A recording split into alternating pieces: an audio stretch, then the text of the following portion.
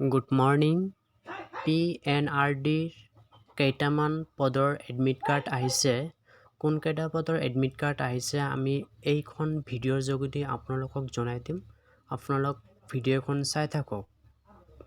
এইখন হ'ল short notification. ইয়াত উল্লেখ কৰা আছে কোনকেইটা পদৰ এডমিট কাৰ্ড আহিছে, কেতিয়াৰ পৰা এডমিট কাৰ্ড ডাউনলোড হ'ব, এক্সাম ভেন্যুখন ক'ত। টোটাল ভেকেঞ্চি আছিল 13টা। এটা ৰিটেন টেষ্ট হ'ব। Exam date 7-9 November. Exam venue director SIPRD Assam, Khanapara, Guwahati.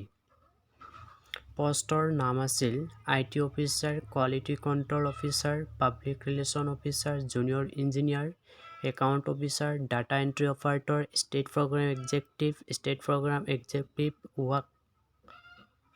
আমি এতিয়াও এডমিট কাৰ্ডখন মুকলি কৰা নাই। যেতিয়া মুকলি কৰিব আমি এইখন ভিডিঅ'ৰ তলত লিংক দিম। সেই লিংকত যাই আপোনালোক এডমিট কাৰ্ডখন ডাউনলোড কৰিব পাৰিব। ভিডিঅ'খন চোৱাৰ বাবে ধন্যবাদ।